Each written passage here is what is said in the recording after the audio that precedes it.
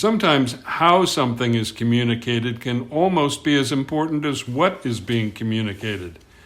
In this episode, we talk about the importance of presentation, whether written or spoken, in ensuring that your communications are effective in achieving their desired effects.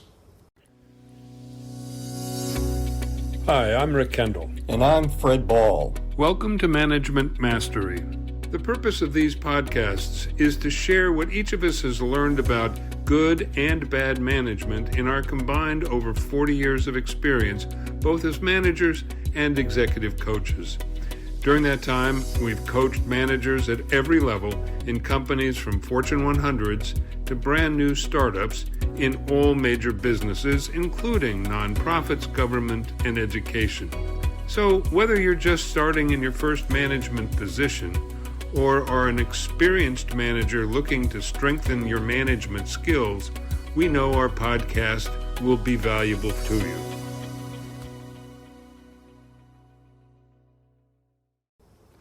The second aspect of influence is presentation.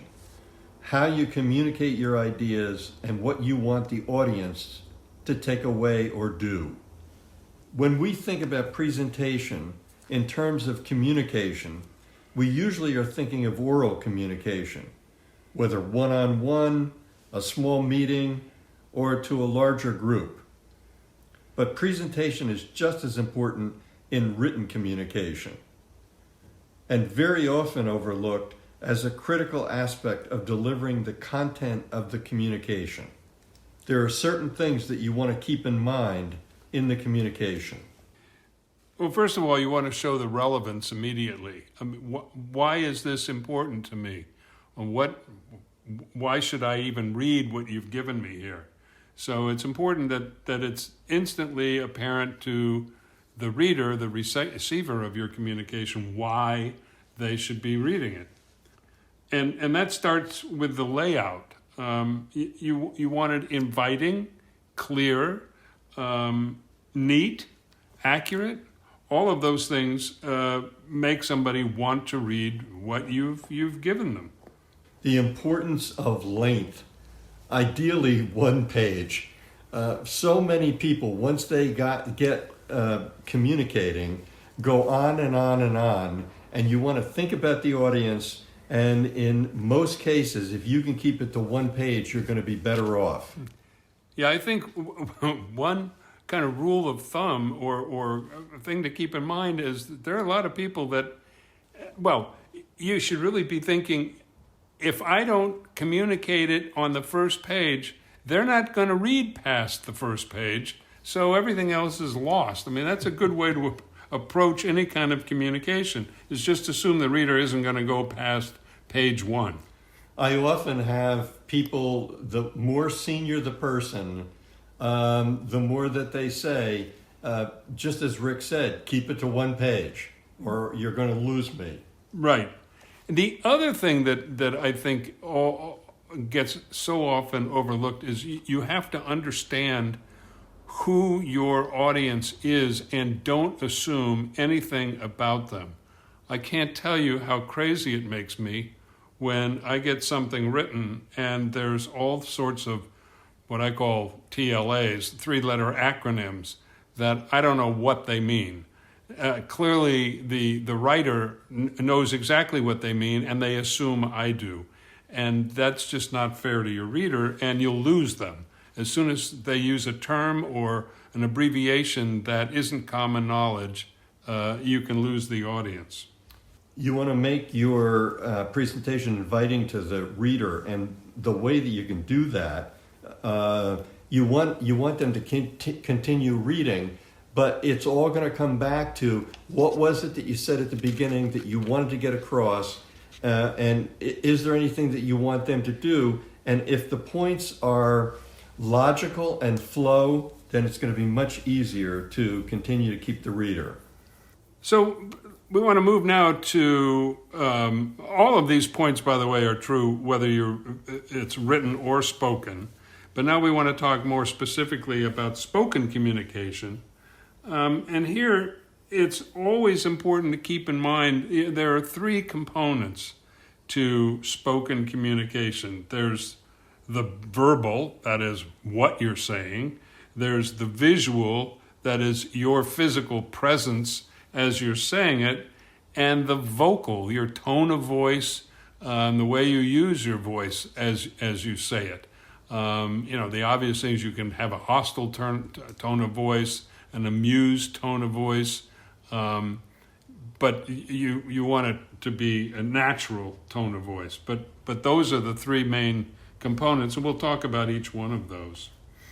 Well, the verbal aspect of communication, that's the most obvious. That's what you say.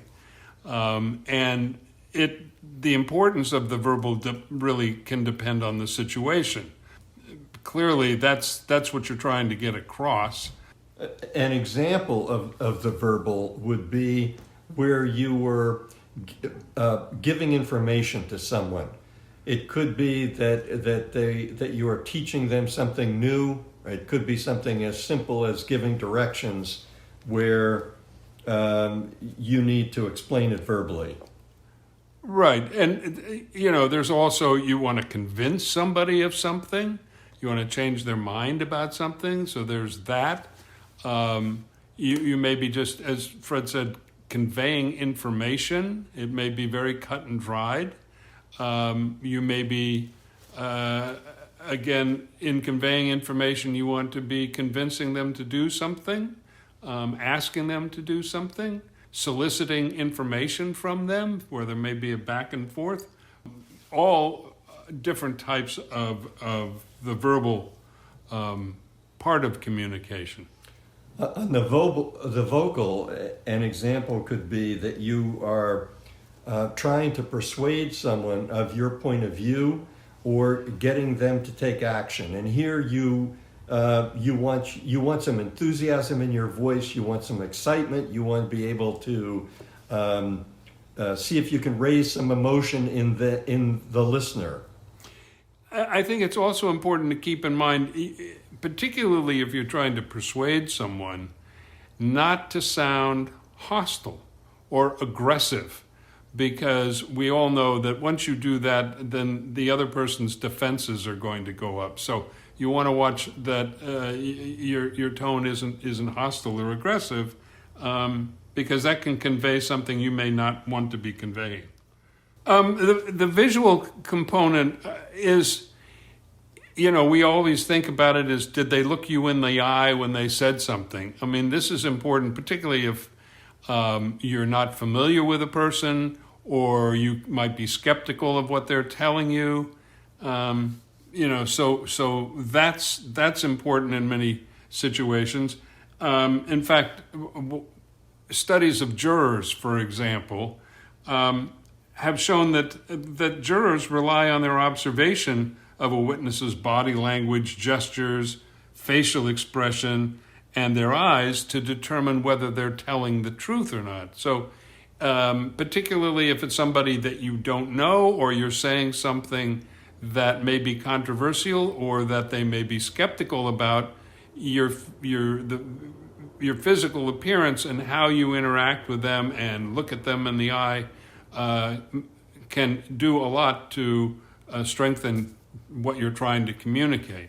Also, if you look bored, if you look disengaged, disinterested, that can affect the strength of your communication. Gestures are important too, physically. It's important for emphasis and to show enthusiasm and energy, but you can also overdo it, and it just becomes distracting, and people go, "What is he trying to fly? What's going on with him?" It's also critical to make eye contact. Really important, because it makes or breaks the connection with the audience. Yeah, looking at somebody, conveys confidence and respect, and it also shows a connection. So whether you're talking to one person or a group, you want to try to connect visually by looking at each person in the audience for at least a few seconds, so they feel that they're connecting with you and you with them. that makes them a lot more receptive to whatever it is that you're saying. We want to talk about a couple of the things that you just want to keep in mind in the communication. Rick talked about the through showing energy, through showing that you're alive, through showing through your eyes that you're engaged, and so forth. Another critical element is the smile. It's the gatekeeper to likability. It's contagious and boosts others' perception of your competence.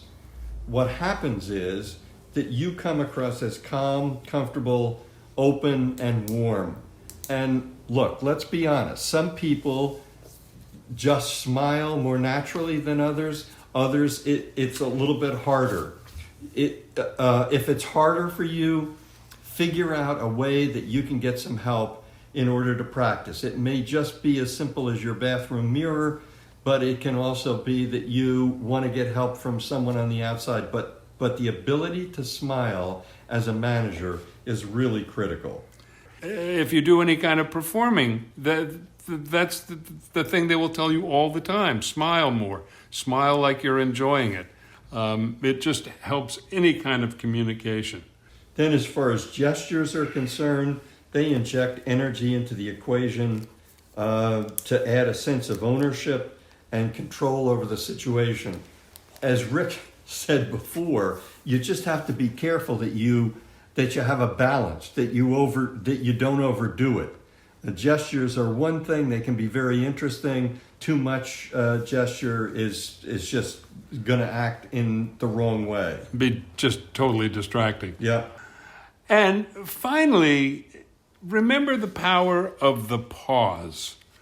And this is probably one of the harder things to really train yourself on, because when you pause to gather your thoughts, if you're not sure what you're going to say next, for whatever reason, it seems like an eternity to you, where it's a tenth of that time to your audience.